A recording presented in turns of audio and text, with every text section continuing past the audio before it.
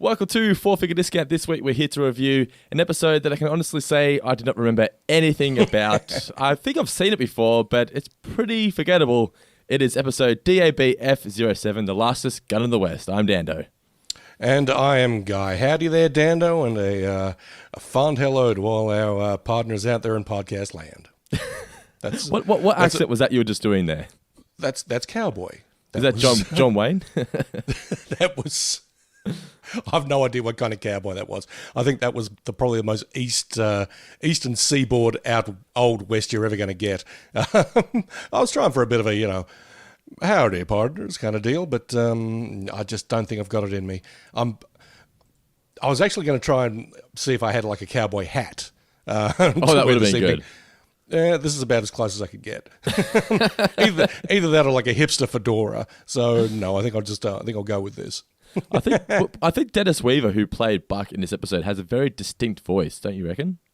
He does definitely, and I'm not sure how old Dennis Weaver would have been when he recorded this episode, but I think it's one of those voices that kind of gets a little sort of so we say marinated over time. I'm not insinuating the man was a drinker or anything like that, but it did sound like one of those sort of bourbon for breakfast kind of voices. Yeah.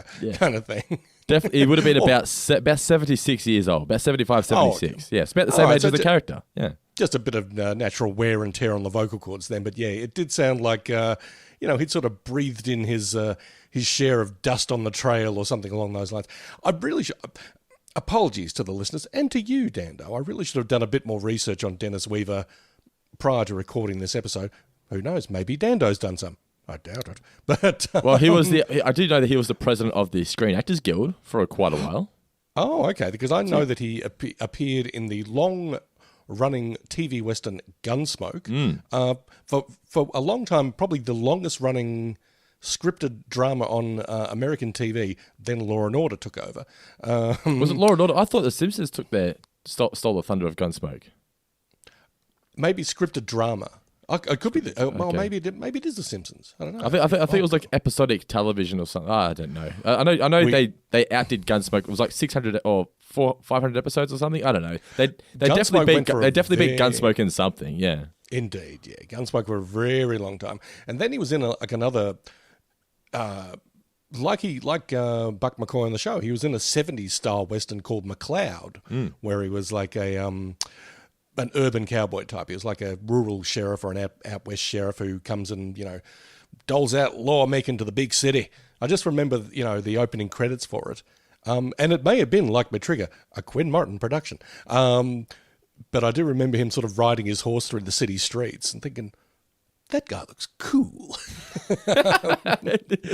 Yeah, I mean, I was about 6 or 7 at the time, and, I thought all manner of things were cool. While we're talking about Dennis Weaver, I think I best know him from the telemovie Duel. Was that a telemovie Duel? Spielberg's first film? Yeah. Oh, wow. It was made for TV. Yeah, I mean, and it was just so good and so Spielbergian that it got released in cinemas elsewhere. But yeah, made for TV. Okay. Dennis Weaver was the man behind the wheel being stalked by the malevolent semi-trailer. Good movie, Duel, if you can find it. I don't know if it's on any of your streaming services. Might be on YouTube, but I highly recommend checking it out by means fair or foul.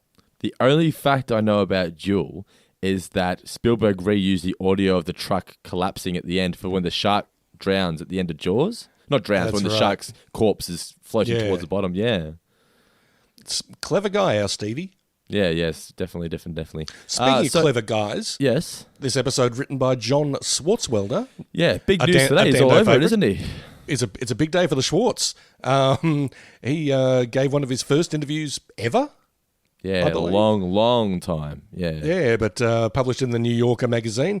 I thought I was being all sort of like, hey kids, have you heard the latest news? And put a link to it on the Facebook page, only to find that someone else had done it like 3 hours early. That is so 7 a.m. guy. It's like, hey, I got stuff for you. It's like, yeah, don't forget about other time zones, guy.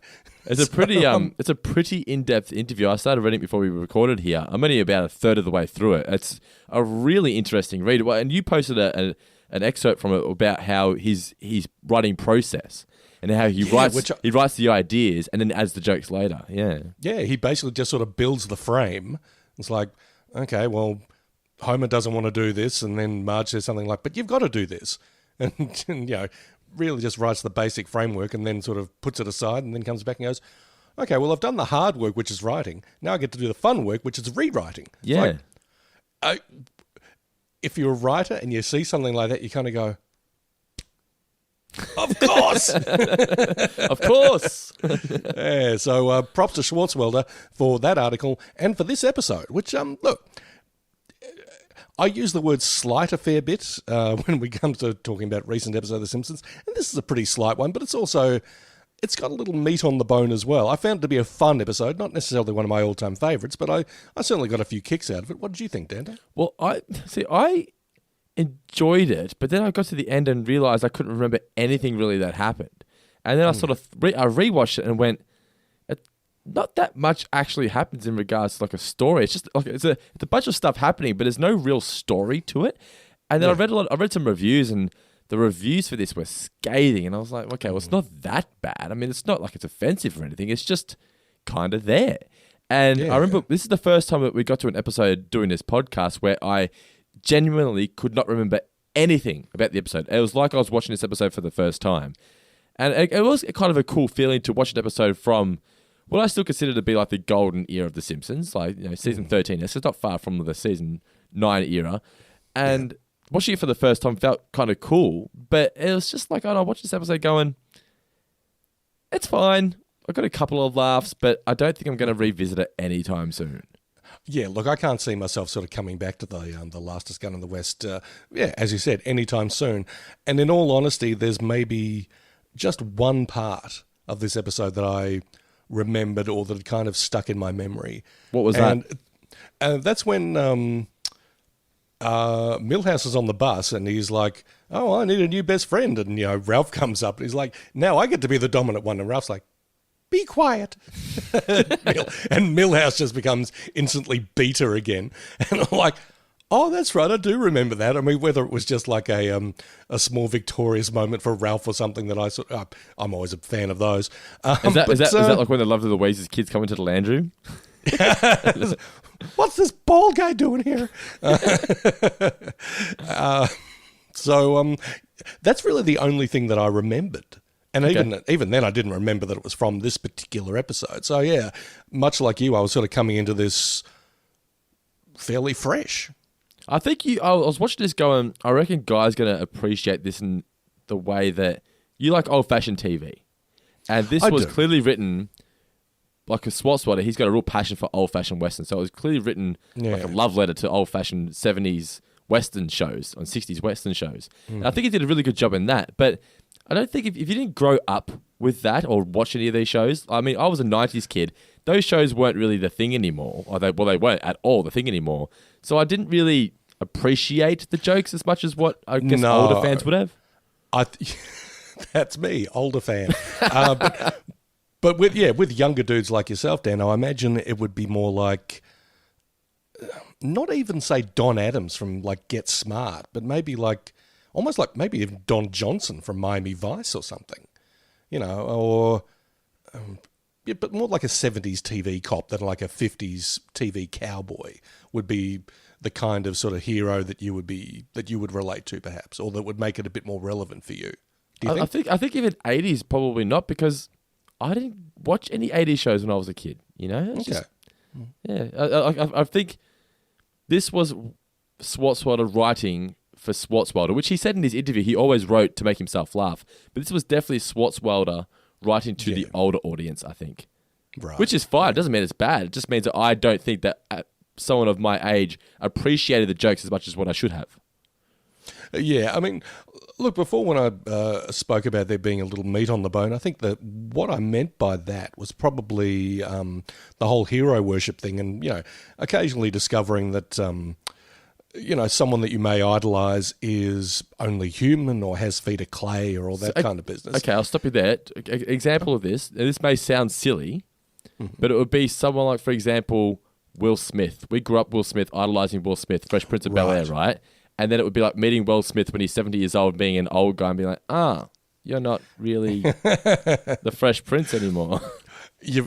Okay, take note, listeners, because this is Guy Puts Stuff on the Internet, #1. Because I don't know if it was on his Instagram or he did a TikTok or whatever. Will Smith is kind of trying to conquer social media these days and doing a pretty good job with it.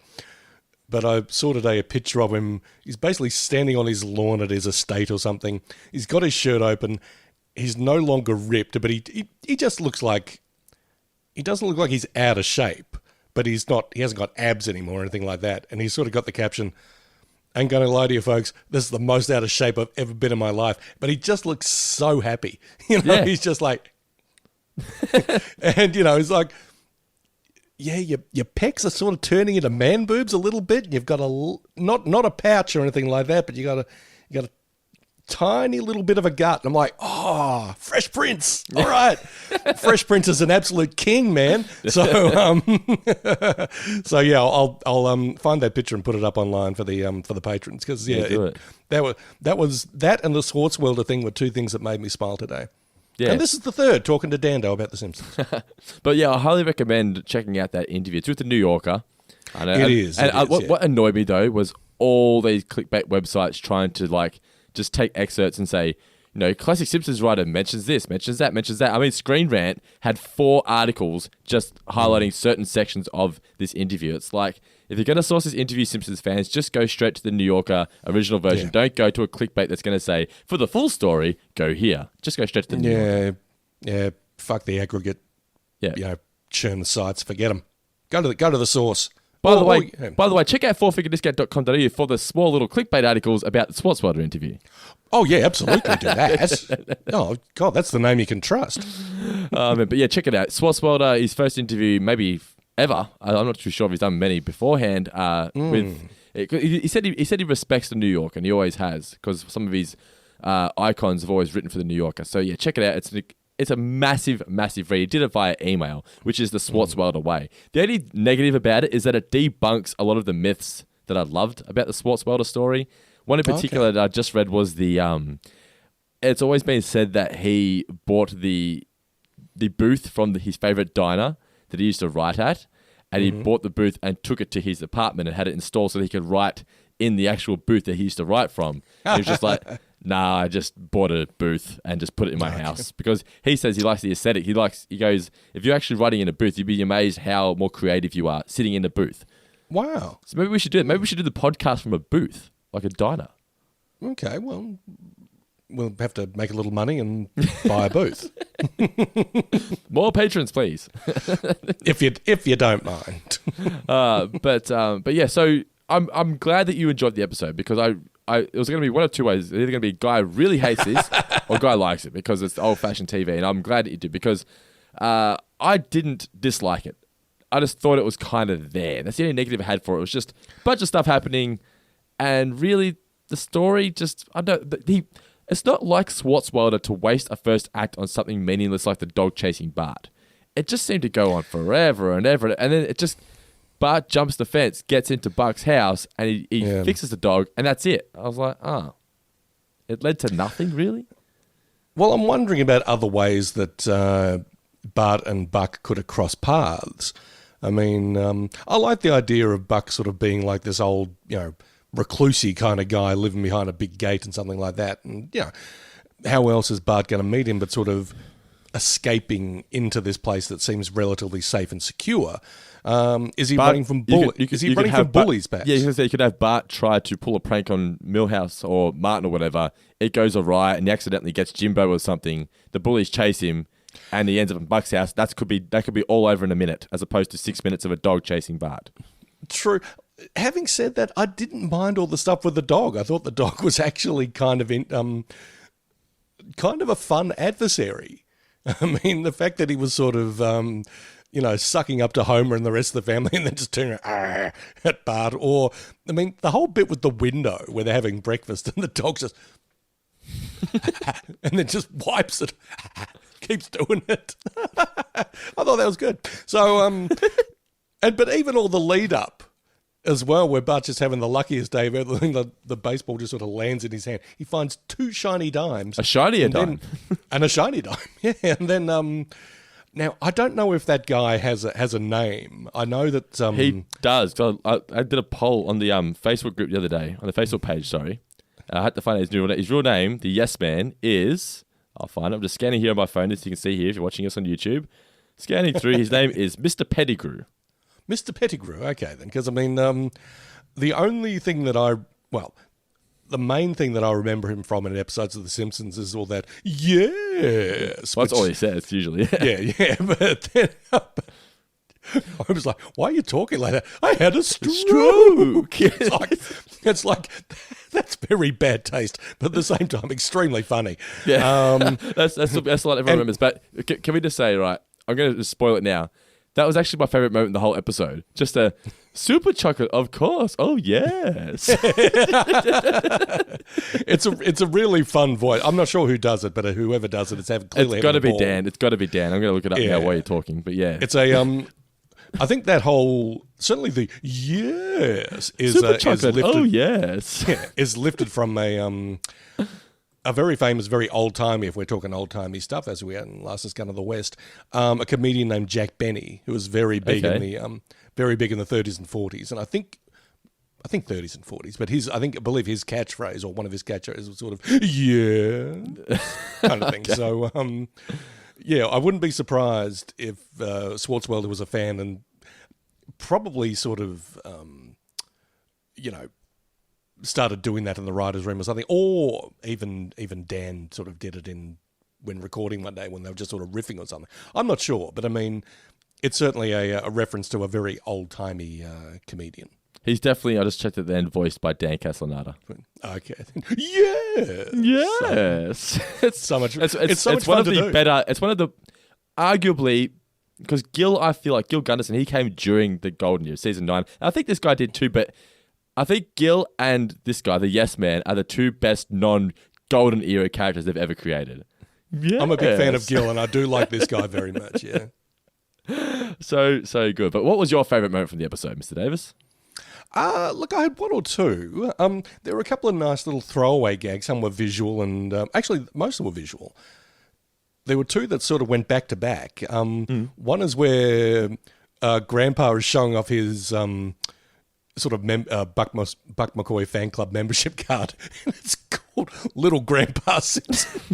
I don't know. I thought that was great that even at a young age, Abe was Little Grandpa Simpson. That's funny. You know what I love about that is that's one of the big key things that everyone was pointing out why they hated this episode. They're like, how could it possibly be Grandpa Simpson when he was a kid? I was like, that's the fucking joke. Relax. That's the joke, for goodness sakes. Oh, by the way, sorry, you've just reminded me. I was with the lovely Louise and family last night. We were searching for something to watch. Ended up watching this documentary on streaming service Stan about Greta Thunberg. I saw that. I don't think I could bear it. It was enlightening viewing in a lot of ways, but I say this, and this will probably cause a lot of people to lose respect for me. We mainly did it because I'd been making fun of Greta's accent. Did you skip recap and then it comes with her going, "How dare you? How dare you?" When it comes to the lovely Louise's youngest son, I crack him up by, anytime he does misbehaves, I'll say, "How dare you?" So then we were flicking through for stuff to watch and found the Greta thing, and I'm like, let's just watch this and I'll make fun of Greta the whole time and win some more brownie points. Yeah. I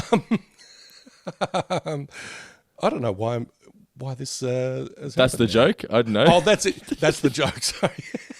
But midway through, I was sort of doing my Greta impersonations every once in a while, but while respecting to the utmost degree everything she's doing for climate justice. Honest to God, I mean the girl is a little powerhouse, and honestly, much respect to her.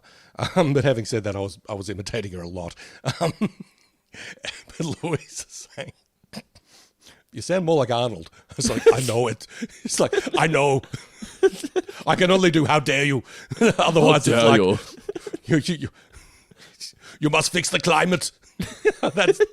So that's basically what it sounded like. So, sorry, that anecdote just went nowhere. But good times were had over with the lovely Louise last night. But then almost immediately after that, we cut back to Buck's place, and we're sort of looking at his memorabilia and all that, and a couple of his movie posters. And I just got a real laugh out of the one, was it 6 Brides for 7 Brothers? Yeah. And you've just got the one brother sitting there going, It just made me laugh. I watched that and just thought, that's like a Hugh Grant film. I don't know why I thought of Hugh Grant. Just it reminded me of like that's Hugh Grant's film, that one there. And then at the very end, I mean, sorry to cut to the end, and it's not a spoiler or anything like that, but it was an odd but a moment that I found, I don't know, kind of nice. Just Buck going back to his place. He's like, never contact me again. He's like, yeah, this guy's like me. He just doesn't want to deal with people. Yeah. So he just closes everything up. That's the thing of the story. It's just that they involved themselves in this guy's life, tried to get his career going when he didn't really want to get the career going. They bullied him into it, and then they tried to force him to fix his alcoholism. He's like, he sums it up when he's just like, I worked hard. I made a lot of money. I'm now retired. Why can't I just drink myself stupid? Who are you to stop me? I just love Marge's line. Well, I just naturally assumed it was some of my business. That's a really neat line by Swaltwater. That's very funny. Yeah. But that whole bit where he's sort of like drawing the blinds and then better put the rubbish out and all that, and then he sort of looks at the screen, does a little tip of the hat, and then he walks back inside. I'm like, I like that. That was good. Yeah, just I don't know exactly what I liked about it, but it's that whole little. Till next time, partners. So some people saw that as time filler, which you could argue it was. I saw it as like a final farewell. Yeah, Buck's just going to go back and he's probably going to pour himself a bourbon or whatever's in that flask or what was ever in those bottles and that painting, and put his feet up and reminisce about the old times. Good on him. More power to Buck. Those were my favourite parts of this episode, Dando. How about yours? Oh, well, mine was just super chocolate. Oh, yes. I should have guessed the way you kept repeating it. Yeah, super chocolate. Oh, of course. Oh, yes. Super chocolate. All right, so it's now time for some trivia. I'll kick off, unless you want to kick off, sir. You go right ahead. Alrighty. So when Bart comes home after being chased by the dog and the dog rips his pants off or eats his clothes, what does Marge say? Is that your first question? River dance. Yeah. I can tell by your face. All right. What's your second question then? My question to you, how many films did Frank the Wonder Horse appear in? That was 24, and he directed one and got a film by credit. That is correct. Well done, you. My next one is Lisa was talking about Ralph, and she says, Ralph says he's got a little brother. What is it actually? It's a pine cone. A pine cone, yes. I heard that and thought, I like to think that Ralph's drawn these little eyes on the pine cone. He actually thinks it's his brother. Or maybe he thinks it's the baby that they are. Maybe that's the baby that looked at him. Pine cone looked at you. Did you ever have those that exercise at school where they gave you an egg to look after, like it was a baby? Yes, and my friend Michael Mead threw it over like 2 backyard fences. It like traumatized me. Wow. I got hungry and scrambled bun. I didn't. No. I was a good egg dad. Am I asking you a question? Or it's now turn for yours. Yep. Okay then. What's on the menu for dinner when Buck McCoy goes to the Simpsons house? There are 3 items. Name 2. I just know refried whiskey. That's all I can remember. Okay then. There's a specific kind of meat. Nah, not going to get it. I just said rattlesnake meat. Oh, you said rattle? When did you say rattle? Rattle. Oh, you said rattle. All I saw was your hand twitching. I was like, is he having a stroke? Oh. No! My final question is, where is Krusty's studio situated? Damn it, is this another one of yours? Corner of Zany Avenue and Martin Luther King Boulevard. I'm like, I tried my hardest to think of ones that weren't obvious. I only have 4 questions, and I think we doubled up on at least 2 of them. Yeah. Do you have one more? Because I've got none. No, that's it. Mine was Zany Boulevard, Rattlesnake Meat, number of Frank the Wonder Horses movies, and Riverdance. There you go. We've been doing it too long, Dando. The minds are starting to merge. They certainly are. Alrighty, well that is trivia for The Lastest Gun in the West. Stick around, guys. After this short break, we'll be back with our full in-depth review of the episode. The original air date for The Lastest Gun in the West was February 24th in the year 2002, directed by Bob Anderson, written by John Swartzwelder, as we mentioned earlier. A chalkboard gag making Milhouse cry is not a science project. And the couch gag was one where the squeaky voiced teen is discovered on the couch with, I might say, a very attractive young woman. Squeaky voiced teen did all right for himself. Yeah, it's like me and Nicola, like batting way above average. Me and the lovely Louise, certainly, yes. Shame on the Simpsons for blocking that young man. Yeah, I know. Oh no. Yeah. Well, just as they were entering, he was about to say, "Oh, now my pants are shaving me." Still, to date, one of the best Jimbo lines of all time. Oh, yeah. I don't know how they even got away with saying that in The Simpsons. It's so good. But the episode kicks off with Bart having a really lucky day, as you said. He finds the baseball lands in his hand, finds a new dime, and then a shiny new dime, gets some free ice cream from the Yes Man, and it's just hilarious. He's having a great day until he finds this dog, who he thinks is going to be his friend. Turns out, no, not a friend at all. Turns out it's going to be his actual nemesis. Yes. That dog is... My note here, wow, this dog's an asshole. It's just... the only thing about it for me was that it kind of felt like... It just felt too out of nowhere in regards to... You know that episode where they go to the cinema? What was that episode? Where and Homer's really angry at the cinema. And the recent one where... Yeah. And there's like they have the gay pride parade, which is just a reason to get the family to leave and go to the cinema. This to me felt like an extent of it. What's up? No, I'm going to look through my notes and find. Oh, sorry. Oh yeah. I don't know what the episode was called, but it's like an extended version of that where something's happening. It's just like, we have an idea for like a 2 or 3 minute thing, but it doesn't really link up with the episode, with the main story. Like, I don't feel like this dog segment really connected well and flowed well to the Buck story. It just felt like a long, drawn-out way. Whilst it was entertaining, it was just like 6 minutes of... I don't know, it wasn't filler, but it was just like, is this going anywhere? Because it just felt a bit repetitive. After about the second or third time where it's just like, okay, the dog's got barred again, the dog's getting barred again. I was like, when are we going to get to what this actually means or where this is going? And then when it got to where it was going and it was just a reason for Bart to jump Buck's fence, I was like, really? We had to watch 6 minutes of Bart being chased by this dog just to get him to jump this fence? I was like, really? That's just the only negative I had for it. I just had the feeling that, of course this wasn't going to be the whole episode. I mean, and of course you knew that as well. Yeah. I get the feeling it went on too long. I don't know. I didn't get the feeling it went on too long. I knew it was going somewhere, so I was happy to roll with it. And I thought they did well with what they had. Or, no, not even with what they had, because it's not a lot. I mean, they didn't have to do anything with it. They could have done more. But, I mean, just having this antagonism between Bart and the dog to the point where it's like, basically a new neighbourhood bully that's just making his life miserable. I didn't mind it, actually. I mean, I thought it was... I wouldn't wanted it to have gone on much longer. Let's say that. I think it went on just long enough.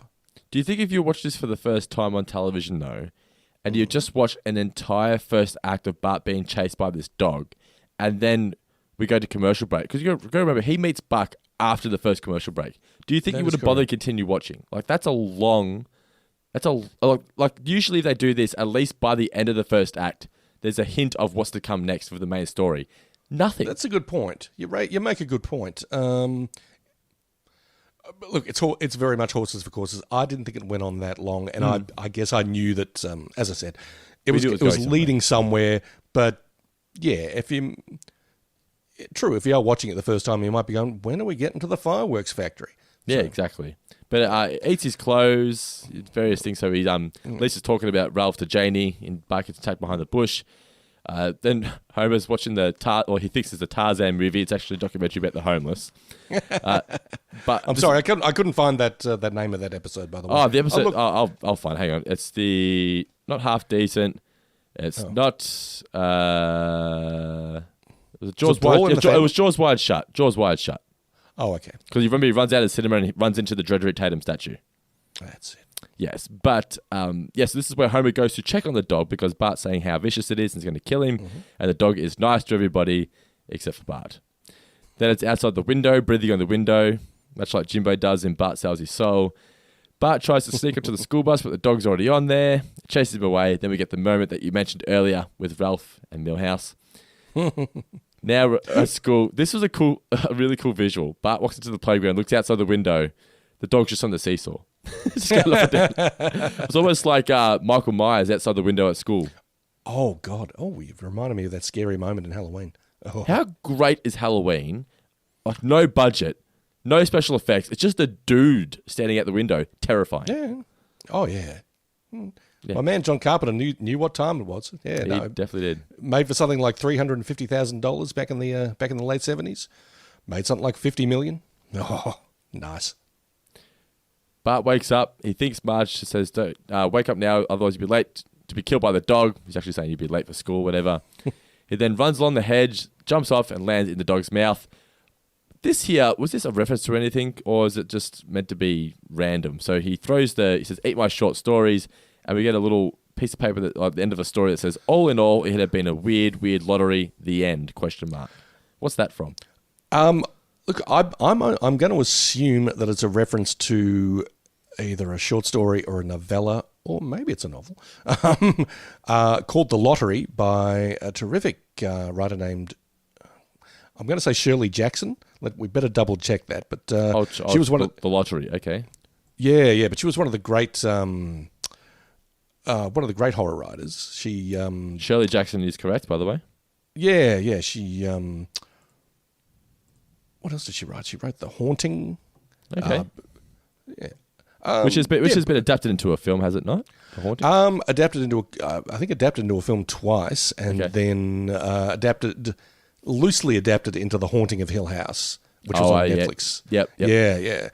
But The Lottery is a bit of a spoiler here for those who may want to catch up with reading it, but it's set in a small town where everything is perfect.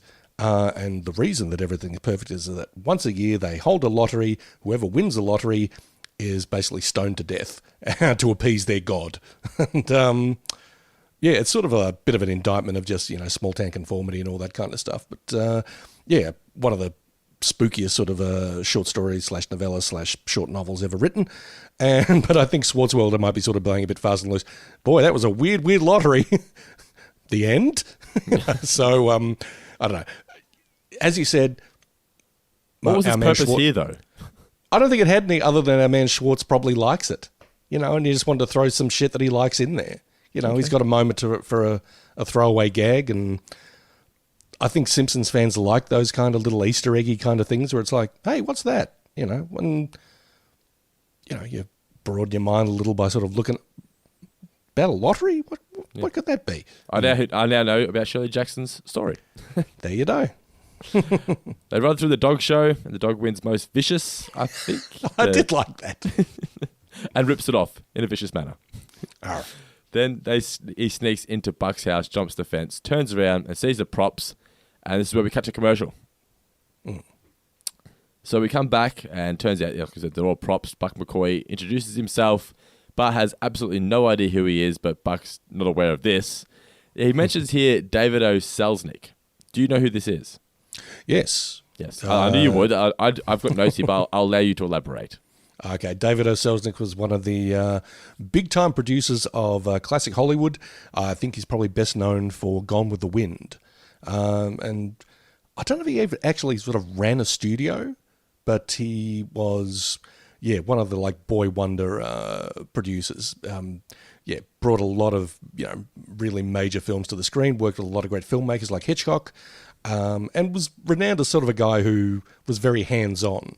A lot of producers just like, we got this book. Okay, get so and so to write it, and you can direct and such and such. Selznick thought of himself as a bit of a creative as well, and clearly had a bit of he was good across the board. He could organise, but he also had great story ideas, great story sense, great creative sense as well. So, David O. Selznick. There you go. I knew you'd have information. Thank you for that. Saves me some research. But he teaches Bart how to fix the dog, because it's the same way that he fixed David O. Selznick.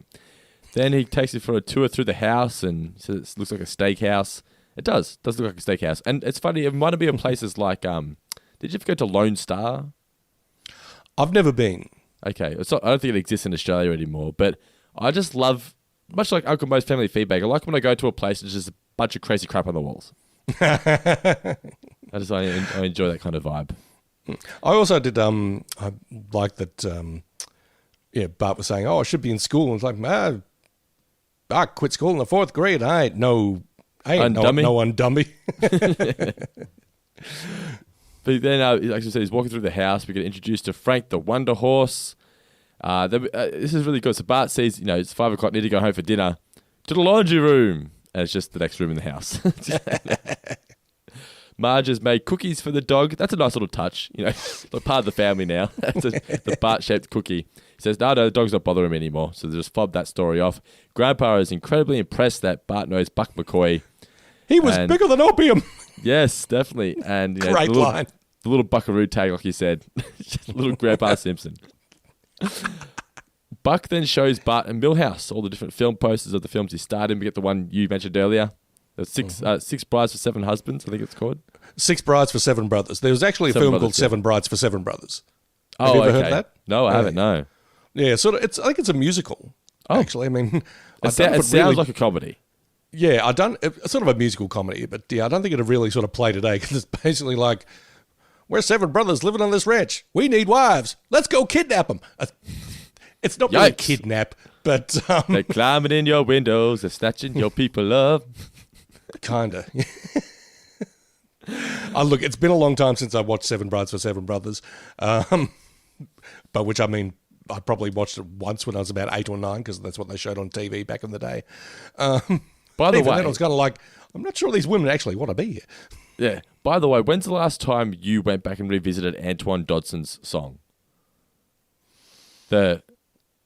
Hard the kids, hard to wife. And hard your husband because they're ripping everybody out here. Because we went back. Everybody up. we went back and watched the video, the song that they made out of his interview again, like last week, Nicola and I. And it's just as funny today as it was in 2010.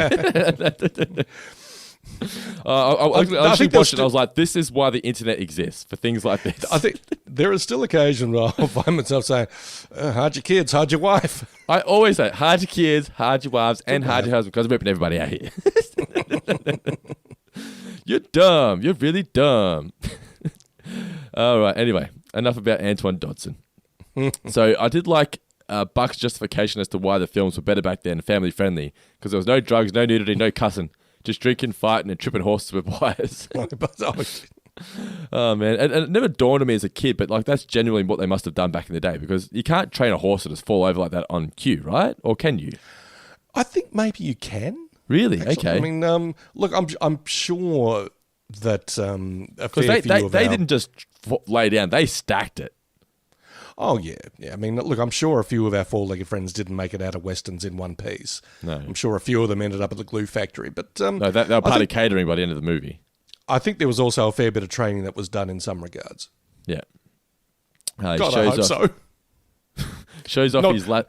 Not everything was Milo and Otis. Oh, man. Let's not even get into it. Let's not even get into that. Good Lord. Shows off his different lasso tricks to Bart, which is kind of like a sea plant for later in the film. Later in the episode, sorry. That he can do tricks with the lasso. And Milhouse asks if he can go get him a banana with the lasso. How the hell would I do that? By the way, I'm guessing that they've eaten Chippos on the show before, haven't they? Yes. Because did it have the hippo on it? I didn't notice. He got like was it a Buzz Cola? I think he got a Buzz Cola and a bag of Chippos. Chippos. Yeah. I'm easily amused. Homer and Marge now at home, and Marge here, so like the fourth wall breaking. I guess there's no adventure this week.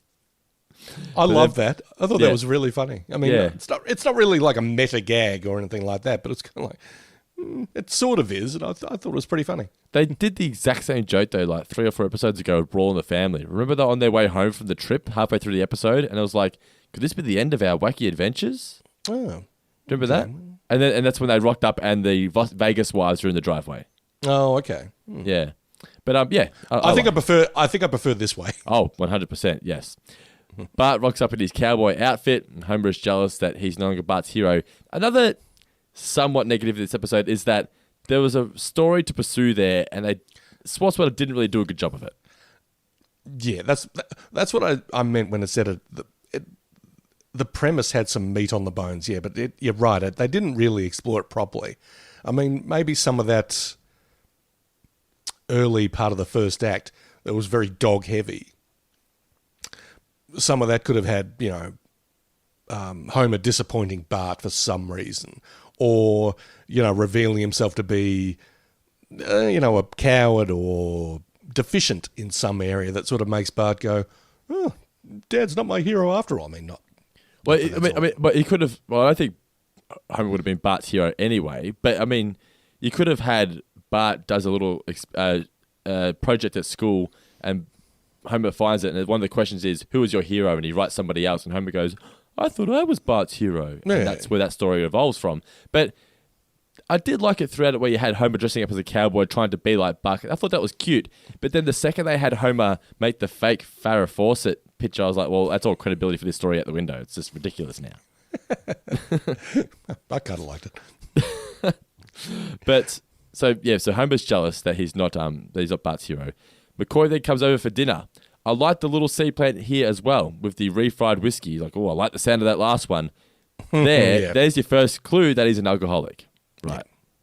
Yeah. They throw Grandpa out because he's just an obsessed fan. Then he shows off his career highlights and all the various things that he did in the Westerns, and I looked this up, so it became Room 222, which was another TV show. Yes. Look, I'm not 100% familiar with Room 222. This is kind of half-assed of me, but I'm pretty sure it was like a pioneering African-American sitcom.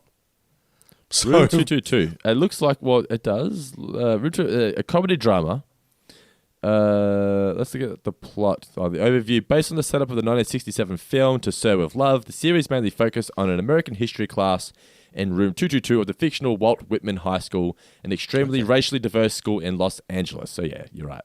Okay, yeah. So it was sort of a very early incarnation of a woke TV show. Yep. So yeah, I mean for what was Buck's show called? It wasn't called Gunsmoke. It was called the one that he did work for. Shit. For his show to make the transition to Room 222 is kind of funny. Oh no, sorry, That was McTrigger. That was McTrigger that. Yes, McTrigger. Yes. Okay, yeah. Which, as I said, got a kick out of because it's a Quinn Martin production. Sorry, that's one of my based on McLeod. Yeah. It's not one of my formative childhood memories, but there were a lot of Quinn Martin productions on TV okay. when I was a kid. Usually way past my bedtime, so I felt really grown up if I could stay up and watch a Quinn Martin production. I'm sorry. It's funny when you hear you have to say it like that. Yeah, it's funny when you listen to old themes, like outros of TV shows that you loved. You hear that, even if it doesn't play it on like what you're listening to, you still hear it in your head. Like the end of Seinfeld, I always hear the Sony TriStar as well. The I can't hear the Seinfeld theme without hearing that in my head as well. Yeah. Yeah. Okay. Well. Okay, listeners. Here's the second thing that I'll be putting up on the internet. The intro to a Quinn Martin production, but at least one of his shows. I'll tell you what, I know the one I'm going to put up because it's got a really rock and jazz flute sort of intro theme. Cool. Oh, kick ass. Yeah, you're going to enjoy it. What's the one that says "Sit, Good Boy"? What's that one? That's Ubu Productions. That was at the end of Family Ties. And what does it say? Sit, Ubu, sit. Sit, Ubu, sit. Good dog, yes. Yeah. But it must have been in a later show as well because I've never watched Family Ties. It must have been on another show. Maybe it's on Spin City? No, it wasn't that. No, because I think Ubu Productions how do you spell Ubu? O-B-O-O? No, UBU. UBU. Okay, Ubu Studios. All right. Yeah. Let's look it up. Let's see what shows they did that I would have watched. Saying it out loud like that made me realize, maybe it's got a double meaning. Maybe it's UBU Productions. Ubu Productions. Yeah, true. UBU. All right. So they did. Looking through Spin City, Battery Park. No. Oh, fuck. But it couldn't have been Spin City. I never watched Spin City. Okay. What, you never watched Family Ties at all? No. Dude, I was born in 88. Why would I watch Family Ties? Were they repeating it into the 90s? Nah, the repeat, maybe. I know. When I was a kid, I can remember a lot of Full House being on. But Full House was still like relevant or was like on at that time. I thought at least Family Ties was something that you and I could bond over, Dando, but no, even that's too early. No. It was 5:30 was always very I Dream of Jeannie, Bewitched, the Brady Bunch. Okay. They were the repeated ones. Yeah. Interesting. But anyway. So how do we get onto that? Oh yes, we're talking about Room 2. Quinn Martin production, McTrigger. Yes. Yes. Bart suggests they this moment suggests they could do a shootout in the schoolyard and use the nerds as Indians. And Lisa goes, and I'm like, that's every viewer in 2021 watching this episode. We can use the nerds as Indians. I'm like, whoa, okay. Okay. Do you think that was because you're not allowed to say Indians anymore? You say Native Americans or First Nations people? Or was she a bit worried because she's a nerd? Oh, that 100%. It's nothing to do with that. It's because she's worried because she's a nerd. She's going to be on the... okay. She's on the rough end of the shootout. She's not doing it because... I mean, in 2002, this was still an acceptable thing to say on television. It probably was, yeah. Yeah. But, I assume it was because... this episode here just casually has fat shaming, transgender shaming, fat shaming, transgender shaming, and nerds as Indians. I'm like, all right, 2002. But we're at the school, and this is like Milhouse. Martin's wearing the Hawaiian shirt. Bart rips it off with the lasso. You're not fun, you're just fat. When did Homer say that, Homer's the one who said that, only certain type of people can wear Hawaiian shirts, right? Yeah, that was in Homophobia, a big fat party animal. And Bart doesn't look like a big fat party animal to me. Brockman does his news story. I love this. This barely qualifies. I think we can all agree this is barely news. I'm Ken Brockman. Love that. Apu is then singing the song "Don't Fence Me," and this was purely filler. Yes, this was definitely filler. Yeah. Bart then suggests that Buck and Billy Joel should be part of Krusty, so they go to Krusty Studios. I love how Bart and Lisa just have access to Krusty whenever they feel like it. Yeah. Hey, Krusty, want to get Buck? Want to get Buck in your show? No, Billy Joel. What? Throw a shade at Billy Joel here. Well, why? There are more than a few shows sort of sunk the boots into Billy Joel. I remember Community used to do it on the regular. Why? It's like, why would you do that to Billy Joel? He's a national treasure. He's an international treasure. Yeah. I don't understand. I was like, Billy Joel? Look, really? I'll admit it. I'm 100% sick of Piano Man. I could probably go the rest of my life without ever hearing Piano Man again. But it's kind of like when you go to the pub and someone plays K-San. I'm like, turn it off. Turn it off. Yeah. I mean, I'm glad that, Billy Joel's probably getting residual after residual and royalty after royalty for Piano Man. But honestly, God, I could go the rest of my life without ever hearing again. Play Rosalinda's Eyes or, sometimes a fantasy. Some deep cuts from the songbook, man. Anyway, yeah, but I know I've never seen Billy Joel live. It's one of the things I'd love to do. But I know as soon as I heard the harmonica, everyone would be on their feet. I'd be sitting there going, boo!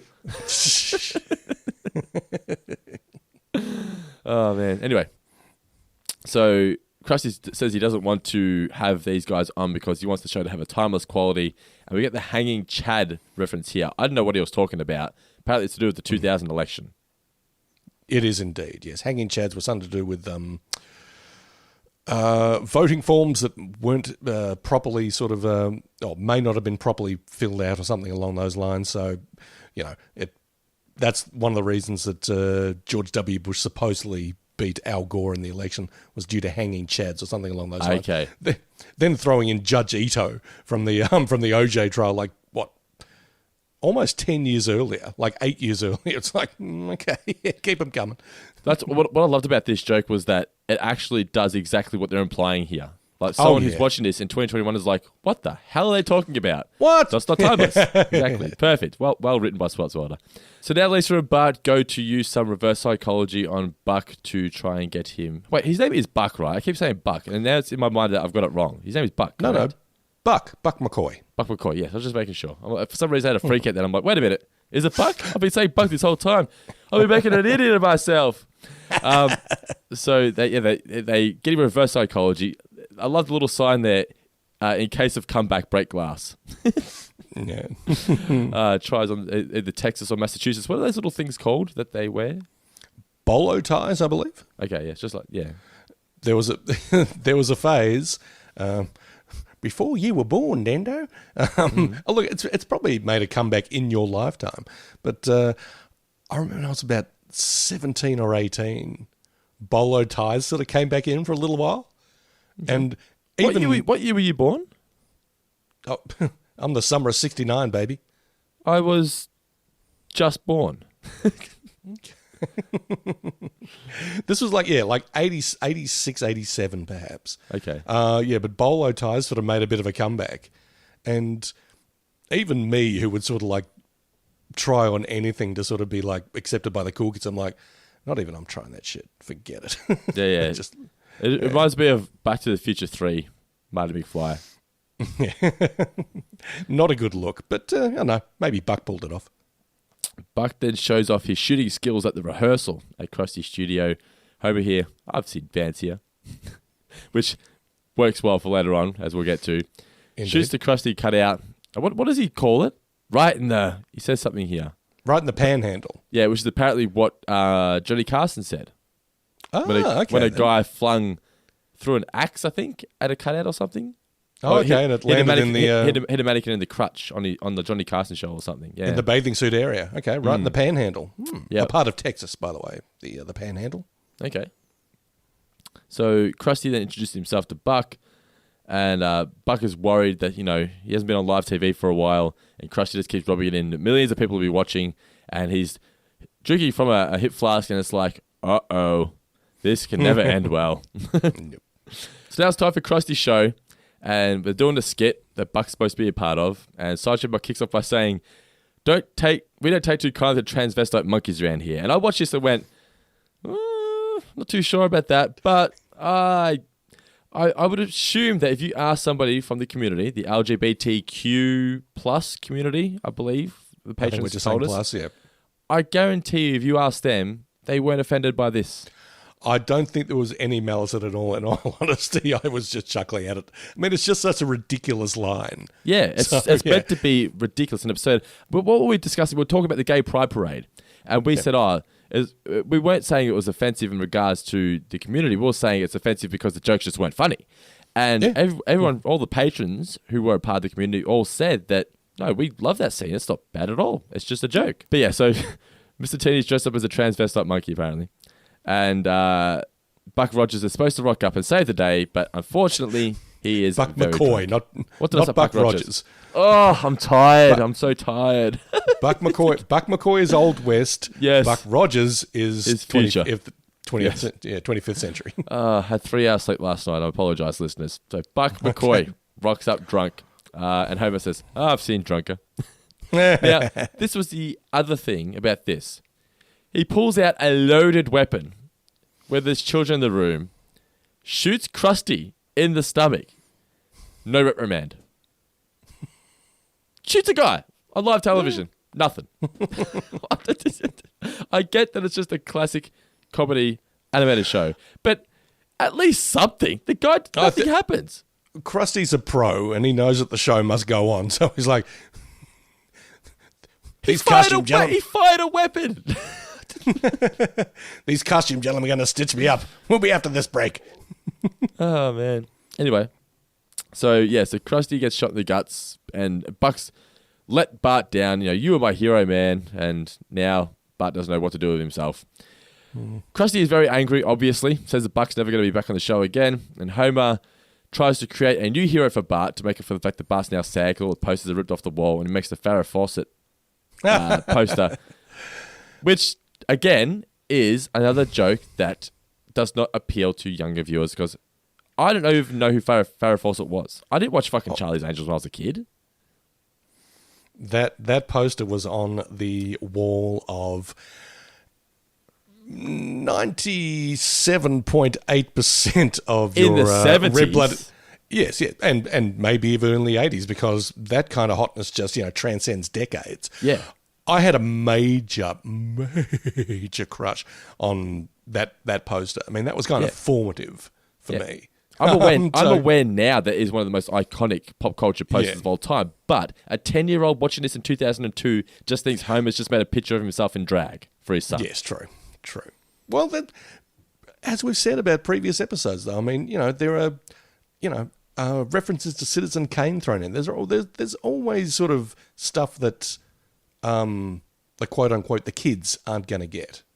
I'm not bringing these up to say that it's bad. I'm just bringing it up to say that this was an episode written for an older audience. True. Predominantly, you might say. Yeah. Yeah. Well, maybe more gags than usual are sort of like, not so much for the kids sitting in front of the couch and sitting in front of the TV like this with their legs crossed. More for the adult sort of leaning back on the couch going, Farrah, good times. Yeah. Like me. Homer then realizes that he's not happy that Bart's sad, because he cares about his feelings. Marge and Homer then decide it's time to sober Buck up to make him Bart's hero again. I'm thinking in my head, leave the guy alone. He wants to be an alcoholic, just let him be an alcoholic. Find your son another hero. Let this guy enjoy his bourbon in peace. It wasn't an issue until you guys tried to put him on live television again. So they go to his house and pour out all of his liquor. I'm like, what? It's his liquor. Leave it alone. They take it to the John Ford Center for Drunken Cowboys. I did like the gold guy. Gold. No, it's big as your head. It reminds me of when have you played Big Buck Hunter? You probably haven't. Big Buck Hunter, the shooting game. I have played that. Okay, there's a bonus game where you shoot the cans of all these bottles of this old guy's like, it's my bottles! Don't shoot my cans! That's exactly what the voice was like. But anyway, what were you going to say? Time for a nerdy shout out. That character is a reference to a classic, legitimate classic, Humphrey Bogart movie called The Treasure of the Sierra Madre, where explorers down in Mexico are looking for gold, and basically just get all their morals compromised and shit in the pursuit of the shiny substance. A terrific movie, a very bleak insight into human nature because everyone just starts fucking each other over for the gold. A very good movie, but that character, there's a character in it played by an old gentleman named Walter Brennan who is basically like, gold! So, yeah, that's basically all that is. So, another sports world to shout out that the kids are going, what? At least he's got a funny voice. True. Buck then leaves, even though he's going to be branded as a quitter. Homer, something smells delicious. Actual branding. Yeah, I thought that was kind of funny. And this is where Buck brings up, I worked long and hard, got rich. Why can't I just enjoy a drink whenever I want? And as he pointed out, Marge says, what is her exact line that she says? I just naturally assumed it was some of my business. Yeah. Then we see on the TV a bank robbery is in progress, and Brockman is reporting from there. And that is one of those like dystopian sci-fi robberies. It looks like something out of RoboCop or the Stallone Judge Dredd, where you've got sort of people up in the windows with the semi-automatic or the fancy-looking automatic rifle. Come and get us, coppers! Might have to rewatch Judge Dredd tonight. Do you know I've never seen Judge Dredd? Should I watch it? Is it worth my time? It's a good piece of fun 90s nostalgia. I think it's because it's one of those films that's so iconic in pop culture that I need to be able to say I've at least seen it, even if I don't like it. Yeah. It's a good friend of mine, Anthony, is a huge fan of the Judge Dredd comics. He does. He'll watch the Stallone Judge Dredd, but it is nothing like the comics. Yep. So it basically sort of takes the name and a bit of the iconography and sort of runs with it. It's like the Super Mario movie that's nothing like the video games. Pretty much. I mean, they've actually folded a fair bit of stuff from the comics in, but in terms of like because Judge Dredd, the character, is basically just this fascist nightmare who just has no regard for civil liberties or anything like that. Is he a bad guy, Judge Dredd? He's not a bad guy, but he's just police brutality sort of run amok. He's a police state run amok. It's like he's the judge, jury, and executioner. Essentially, it's like you broke the law. Okay, bang, you're done. Yeah. So, thank you for saving us, Judge Dredd. Yeah, next time it could be you. So, if you actually want a good Judge Dredd movie and a good action movie in general, there's one that's just called Dredd. Dredd, yeah. Yeah, it stars Carl Urban from the Lord of the Rings movies and a bunch of other stuff. That's fantastic, and it's a much better sort of Judge Dredd movie as well. But the Stallone one is actually kind of fun. Okay, cool. Yeah, it's on my list of things to watch by the end of the year for sure. Well, do the double feature actually, because I mean you'll find it quite if you've got time with lack of sleep and 2 children and lovely wife and all that kind of business. If you've got time to watch 2 movies back to back, do Judge Dredd and just regular Dredd. Okay, we'll do. All right. My advice to you and the listeners. So we're at the bank robbery, and Wiggum says we need a hero. A hero. A hero. Homer gets the phone. Give me Buck McCoy. Dad, I'm on the line. They rock up with Buck to the robbery. He said, right, here you go. Solve this robbery, and you'll be Bart's hero again. I'm going to go wait in the car. Throws the flask in the bin and the syringe, and Homer, he's about to throw his Play Dude in the bin, but Homer said, there's nothing wrong with a bit of hey. I watched this and went, this is something Guy would say. Well, I don't know who he's imitating when he does. I don't know if it's a Woody Allen kind of thing with that whole, no. I was thinking Woody Allen, but it's a bit more like Phil Silvers. And you remember from, when they had the, I forgot the name of the episode, but the cat burglar. Yep, Malloy. And at the very end when it's the whole mad. Oh, thing? the guy in the water. Yes. And the guy that goes, "What's the matter with you, kid? You told me the stream was shallow." I'm sorry, I'll never pass on an opportunity to do that. Don't try and stop me. But I'm pretty sure Phil Silver's kind of shtick was that kind of, "Hey, that's it." Yeah. But although I think it also sounds a bit Woody Allen-y, a bit very, very sort of early Woody Allen. Mm-hmm. So I don't know if I'm allowed to say his name on the podcast without people going, "Stop saying the name of that man, that monster." But anyway. If you're a fan, by the way, of the episode Homer the Vigilante, it is available right now. We went back and revisited it with Guy. It's available now on the 4 Finger Discount Patreon page, patreon.com/4fingerdiscount. Also, we just did, which one did we do, Bart? No, we're about to do, fuck, I'm tired. Are you calling me Bart? I'm calling you Bart. Fuck, it's the episode we did Bart versus Australia. We did, what else have we done? Homer the Vigilante. Homer versus the 18th Amendment. That's what we just did, yes. And we've done one more. Oh, I Love Lisa with Ralph and Lisa as well. That's right. So they're the classic ones we've gone back and revisited, all available on the 4 Finger Discount Patreon page. And next month we're going to be doing, it looks like, Homie the Clown. Oh, excellent. All right. If you needed any more excuse, or if, hang on, wait a minute. If you needed a better reason to become a patron, I don't know what is. Yes. I can't think of a better one than that one. Support the show. Come be a patron. Oh my God. It's going to be so much fun. We want to quit our job, so the more people support us, the more chances we can do more podcasts, and more people support us on Patreon. I need to have a job to quit. Oh, man. So, we are at the robbery, and Buck agrees to do it, to be Bart's hero once again. He has the ultimate weapon, the lasso. They're shooting at it, but the bullets are just going straight through. Stops the burglary.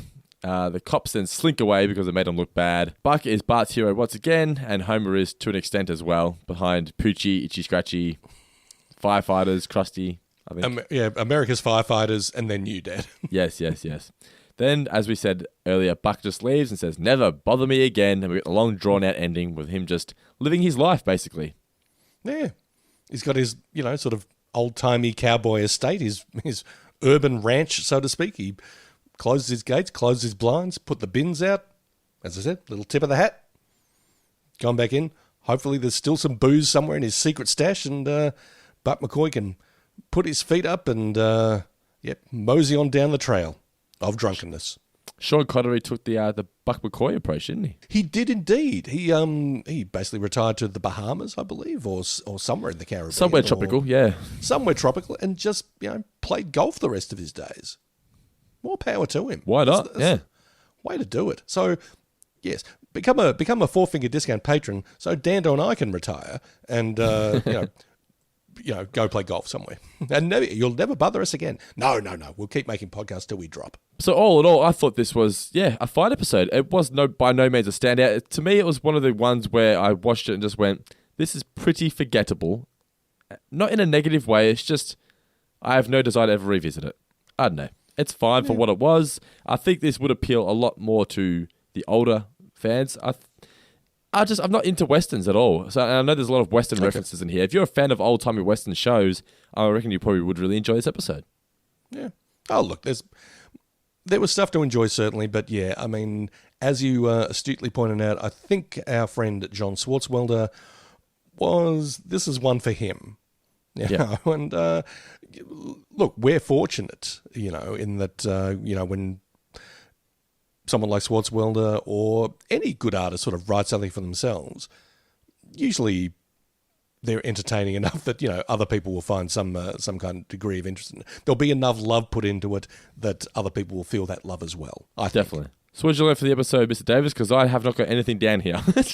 Okay, well, I'd learned, and this is very, very important, if you're going to try and rock an Hawaiian shirt, you'd better be legitimately fun and not fat.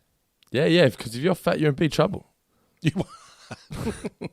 What did I learn for this episode? Oh, man, what did I learn for this? I learned that Shirley Lawrence wrote the lottery. That's something, isn't it? Shirley Jackson, yes. Shirley Jackson? I'll let that one. Now say, I'm sorry, Miss Jackson. You are for real. All right, it is now time for some new names, Mr. Davis. Shall I run through the leaderboard before we do so? Do it. All right, so the current leaderboard stands at this.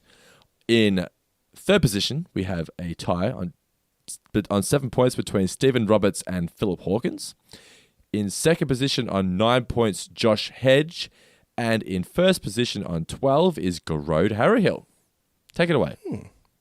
Okay, then. We'll skip the honourable mentions this week and just go to gold, silver, and bronze. Look, a lot of Western references in the new names this week. Understandable. Wholly understandable. And bronze, 1 point, goes to Nick James for... Bitch. Pardon me? Nick James, bitch. You always forget the bitch. Oh, my apologies. It's Nick James, bitch. So I'm going to have to write this one. 4, 310 to Brockway, Octonville, and North Haverbrook. A little riff on the Great Western 310 to humour there, but with a distinctly Simpsons feel. Nice work, Nick, bitch. 2 points. The silver goes to Kel on Wheels, McDonald. I'm trying to come up with nicknames on the fly here. Kel on Wheels. Let's call her that. I don't think Cal's been in it this year yet, so no, there you go. No. Well done. Welcome to the team, Cal. Nice work, Kelraiser. 2 points. Better. That's a good one. I like that one. Kelraiser. Go with that one. Kel, let us know in the comment section which of those two you prefer, Kel on Wheels or Kelraiser. Or something entirely different. You may just say, what about Cal's Bells? Kel's Bells. You may well say, just call me Kel, for goodness sakes. Be adults. What's wrong with you? Kel McDonald gave us the good, the Bart, and the ugly. I saw that. It's very good. Yeah. I liked it. And of course, a play on the good, the bad, and the ugly. Mm-hmm. Because I'm here to mansplain. But the gold, the 3 points for quality and quantity goes to the real thing. Nothing like the real thing, baby. Nora Coker. Wowee. Coker is it, shall we say. Can you think of any other sort of Coke-related puns or anything? Crack Coker? Ooh, Crack Coker. Jimmy Crack Coker and I don't care. Nora Crack Coker and I don't care. Oh, duh. Sorry, we're Bill and Marty in the morning just riffing at this stage. You're going to be replaced by the what a bunch of clowns. Nora gave us quality and quantity this time around. I like these both very much. Don't have a cowboy. Mm-hmm. That's very good. Well done, that is Nora. Good. And Dog the Barty Hunter. They're both pretty good, aren't they? Yeah, very good. I like it. Nice work by Nora. I think that puts her on 6 points as well. She's climbing back up that leaderboard. She's just 1 point away from third position. So the top three has not changed because none of those guys got points. So we've got Stephen Roberts and Phil Hawkins still on 7 and third, Josh Hedge on 9 and second, and Garode Harryhill on 12 in first position. Thank you everybody who contributed this week to the new names. Don't forget, if you want to be a part of the Guy Davis New Name Championship, it's going to be a $1 plus patron at patreon.com/4figure discount. We also get access into the Facebook group, some exclusive podcasts, and much, much more. But now, Mr. Davis, it is time for some mailbag. All right, let's see. What's happened is, Guy posted it today. I'm just trying to find the mailbag. I found the mailbag, but Guy wasn't having a chance to read out some questions for a change. So take it away, Mr. Davis. All right. Well, our pal Reese Roberts, Reese's Pieces, asked about... actually, I think he threw in a bit of a sly dig / tribute to me. He was asking about my favourite Western. He said, it better not be El Topo, because if it is... I'm looking at, Homer very disgusted in a gif there. Thanks for that, Reese. I did enjoy that little shout-out. My favourite Western is not El Topo. It's a very trippy, psychedelic, metaphysical Western from the 70s. Probably best watched under the influence of psychedelics or hallucinogens. I do recommend it for adventurous viewers. But if we're talking actual sort of hat and horse westerns, which I think we might be, a few of my favourites are Unforgiven from 1992, written and directed by Clint Eastwood. Bit of a revisionist one. Honest to God, really, really good movie. Won the Best Picture Oscar that year, and deservedly so. Did it really? Unforgiven is fantastic. Yeah. And it was a bit of a comeback for Clint as well, Clint Eastwood, because... he'd sort of, he was still Clint Eastwood, and everyone was like, yeah, Clint's the man, but he hadn't really made a top-notch movie in a while. There were a few sort of dodgy, Dirty Harry sequels in there, one or two. Every which way but loose. That's a lot earlier, Dando, but yeah. My nan used to love those movies. I just remember watching them as a kid a lot, yeah. Quiet the Monkey? Unforgiven is fantastic. The Wild Bunch is one that I really enjoy. I hadn't watched that for maybe 35 years or so, and then it was the first movie I watched in 2021. Broke out the Blu-ray of it and checked it out. It's like, I was clearly too young to watch this when I did, because it makes a whole lot more sense now, and it's just a beautiful piece of filmmaking. It's violent, but it's also, just... You can sort of... It's where the old-timey westerns of, say, John Wayne and those types end, and the new type of westerns of Clint Eastwood kind of begin. Mm-hmm. So it's a nice sort of intersection of those two. Really marvellous movie by the great Sam Peckinpah. So, absolutely worth checking out. And two others by a guy who's name-checked in this episode, a guy named Howard Hawks. I think I probably talked about him in the past. A big influence on our man John Carpenter, who I've also mentioned. He did... two, and they're sort of at opposite ends of his career. He did a great one called Red River with John Wayne and Montgomery Clift. And then he did one of the all-time great westerns, Rio Bravo, with John Wayne. Dean Martin's actually in it, and he's really good. And also Angie Dickinson, who sort of things that make you go, that's Angie Dickinson. So Dean Martin, you mentioned Dean Martin there. He's one of those people where it's just like, how could he be this attractive and this talented? Very much fair. So, yeah. Oh, yeah. And Dino as well just kind of had the sort of best attitude about life. He's a bit sort of Buck McCoy-ish. I mean, Sinatra was a bit, all those guys in the Rat Pack, Sinatra was a bit sort of high-strung and... Very full of himself to an extent, yeah. And kind of full of himself. Sammy Davis Jr., an incredible entertainer, but also a bit of a workaholic and all that kind of stuff, and... I think he had to work twice as hard because being an African-American man in that time. At that time, yeah. Yeah. I mean, he sort of had to prove himself more than the others, even though he was probably more talented than the rest of the Rat Pack put together. Dean Martin just like, I'll come up and sing and tell a few jokes, and then I'll just go have a drink, and I think I'd rather just sort of play golf or whatever. So, Dino's a cool guy, but he would, pop up in things that you would not expect. Like, He hardly seemed like the type who'd be in a Western, but he's terrific in Rio Bravo as this kind of drunken sidekick to John Wayne, who straightened up and flies right when the shit goes down. So, it's good stuff. So they're some of my favourite Westerns. And, of course, the wonderful Tombstone is in there as well. That's always enjoyable. We have some Tombstone figures at work now. Are there? Yeah. For real? Are they pop vinyls or are they actual action they're figures? Pop vinyls, yeah. Oh, for real? Oh, it's nice. It's like 4 or 5 of the characters, yeah. Oh, nice. I didn't know they were doing Tombstone pop. Well, guess what you're getting for your birthday? Money? Listeners, if you're not watching this on YouTube, you should have seen Guy's eyes light up then. Really? Oh, for real? Man. Kel McDonald. I like this question here from Cal McDonald. Do you get to read that one out? If you like, but read the question from Kel Razor / Kel on Wheels. Kel McDonald. I mean, I'll let you read it out since you're taking over the mailbag this week. Do you want to read it out or shall I? I haven't got the question in front of me. I've just got what Okay. it's about. So if you want to read it, that's Well, Cal says, do you have any stories of neighborhood dogs or cats that you used to avoid when you used to walk past their house where they lived? I 100% did. Like Tell us about it. We used to have this dog around the corner. It was on the corner. So I lived on the Donnelly Avenue in North Lane, and there was Station Street, which was the street that, when you end of Donnelly Avenue, it ran sort of like the other direction. So like a T-junction, Station Street. And we used to call it the Station Street dog. And my best friend, Michael Mead, lived around the corner, but it also meant if I wanted to walk to his house, I had to walk past the Station Street dog house. And it was one of those ones where I think it was just like PTSD from watching The Sandlot, right? But like you would walk past the house, and it would wait till you got right near the gate, and then it would go like it stick its like snout through the hole in the gate, and like every single time, to the point where I would like, it was a double lane street. I would cross the street just so I could walk one length of the house and then cross back onto the street again. I was terrified of it. But I remember one day that my friend Daniel, so Daniel Jones, Michael, and me were two best mates. We're walking back, and he had this. I don't know why he had a book of raffle tickets, but he had a book of raffle tickets, and he was putting it in a ticket in everyone's letterbox just because he was a kid just doing it, whatever.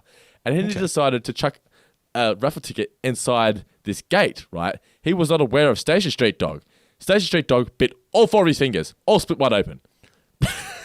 Oh my God. So that was one of the most traumatizing experiences of my childhood, because Daniel Jones puts his hand in this gate, and all of a sudden he pulls it out, and it's just fingers shredded to pieces. Jesus Christ, Station Street dog. Yeah, What a Station nightmare. Street dog, man. Oh, terrible memories of Station Street dog. And there was one house across the street in Donnelly Avenue that once you walk past the house, the cat would fly out of the bushes and scratch you on the leg, then run back into the bushes again. Oh. I don't have like a regular animal nemesis like you and your pals do, but I do have a dog story in that I think I was in year 12, sixth form, and we'd had like parent-teacher interviews that night, and for some reason, I think they were being very sort of, maybe I was being a bit sneaky, or they decided we were grown up or something, but there was a bit of booze sort of floating around, like some wine, and I'd had like maybe a glass or two of wine. Not big glasses, like little shots like that, but maybe enough to just impair me a bit. I rode my bike home. My parents dropped me off. I rode my bike home from the bus stop where I'd left it chained up. I was about 50 metres from home when a dog came charging out. I'd never, heard or seen this dog before. Came charging out, snagged the corner of the leg of my pants. I fell. I'm probably a bit going.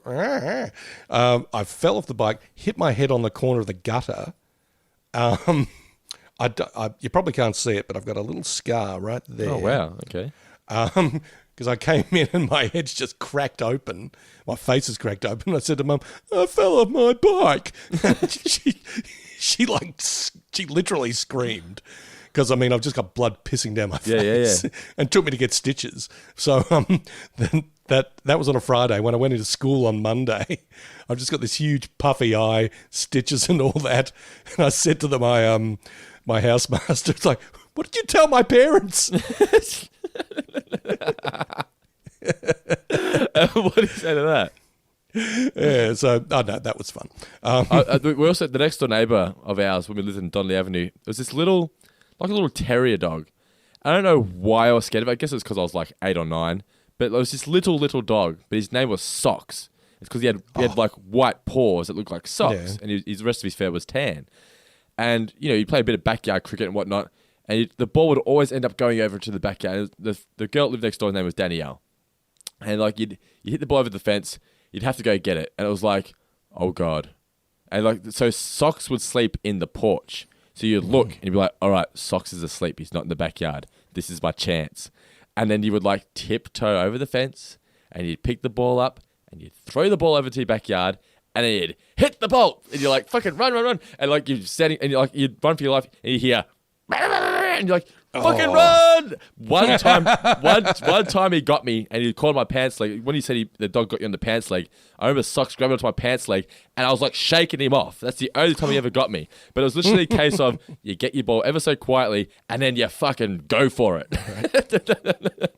And I look back now and I'm like, this dog was like fucking a tiny little thing, but I was terrified of it.